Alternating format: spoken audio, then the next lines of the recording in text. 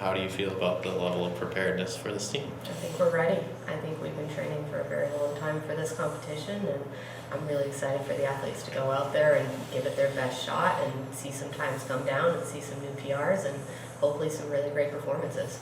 As coach, I'm really excited for GLIAC this year.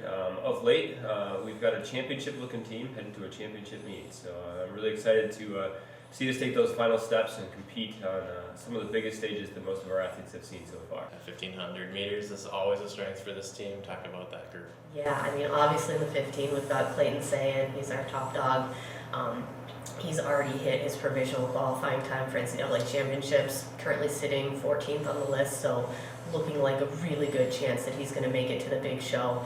But right behind him, we've got Sam Lang, who's coming into his own as kind of one of our younger guys, and I think he's got a really good chance to score points and kind of develop to be the next generation that when Clayton eventually, has to leave us, we've got someone waiting in the wings to come and fill those shoes. How much is it a help for those younger players on the team to have somebody like Clayton that's been there and done that at a high level? Huge, huge. When you see it, you believe you can be it, So when they see Clayton doing it, when they see what it takes to get to the level he's at, and when they get the mentorship and, he's one of our captains and one of our leaders, it's frankly, it's invaluable. And we're so lucky and thankful and really excited that Clayton's coming back to us again next year for, one more year of competition. And Clayton's a guy too that it seems like he goes to the biggest meets on the biggest stages, and that's when he performs his best. What is his mindset coming into these races?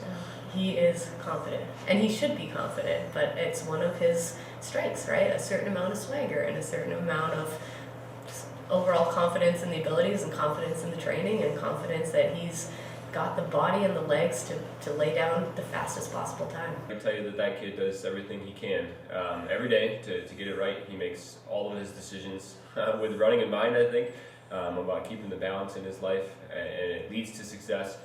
He understands that putting the pieces together gradually over time, getting each day right, is how you get to your highest levels of performance, and he's been doing it long enough now that we're starting to see some pretty impressive results. 1500 side, it tends to go real fast, although championship racing always throws a big curveball in there, because sometimes some of the races go out slow and then finish fast and do some crazy things. But up on the 10K side of the spectrum, it's a lot about even splits and knowing what you can handle early on to set yourself up to finish well. We saw some of that last weekend with Michelle Bellini in the 10K doing a really good job of that. Michelle's training throughout the entire fall and then through the winter was spot on, and it's showed up in her results with the big growth she's had this spring. Shifting her focus from something shorter like a 5K to more out to the 10K. That I think is going to ultimately end up being her strength, is those little bit longer races like 10K, and we're looking for some big results from her this weekend too. Yeah, one of those events that you focused on more this year was steeplechase. You have Sam Kurkowski on the women's side. Kyle Samluck has raced that event well. Yeah. What are their goals for this race? I mean, their goals are just to continue to develop and continue to drop those times down, hoping to get into the scoring positions for GLIAC. And I have to hand it to assistant coach Young. He's really taken that steeplechase program under his wing, helped them a ton with technique, giving them the confidence for the tactics and attacking the barriers. And we are looking for steeplechase to be one of those events that we really focus on in the future. It comes down to being confident over the barriers and attacking that hurdle form and really driving through things. We've seen a ton of progress with our newbies in that as it's gone on, and I still think there's some room to grow, and we're going to see some continued growth there with those younger athletes. Jessie Jacobisi is another top athlete on this team. She seems like she exceeds expectations every time she goes out there in the 800. She's still undefeated. What's it going to take to stay undefeated?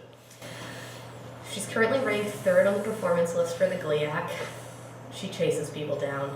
That girl does not like to get beaten, so I'm very excited to see her in a meet where she is challenged and see how fast she can go.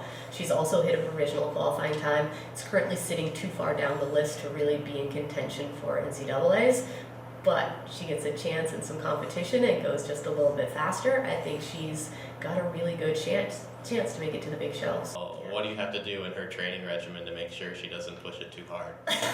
Hold her back, basically. That girl will go so hard, and I feel like a lot of our job is just making sure that she is giving herself some rest and not trying to go all out all the time, because the training for track is a little bit different than for soccer.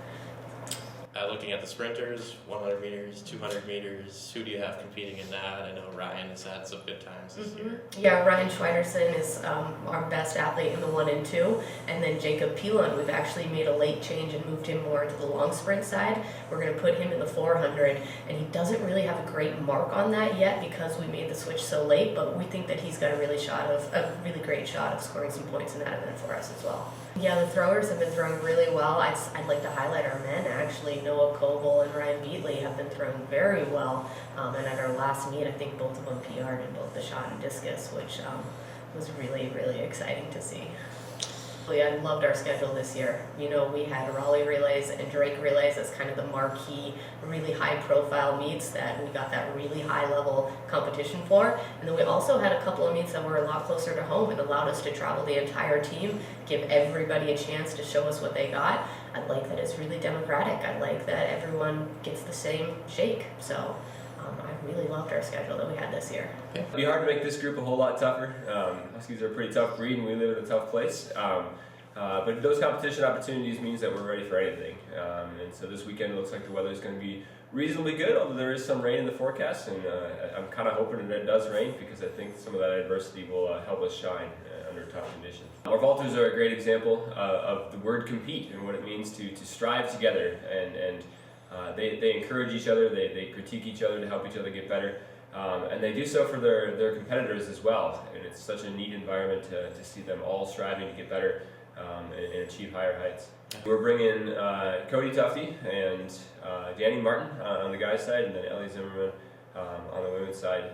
And I think all three of them have a pretty good chance to bring home some points for us.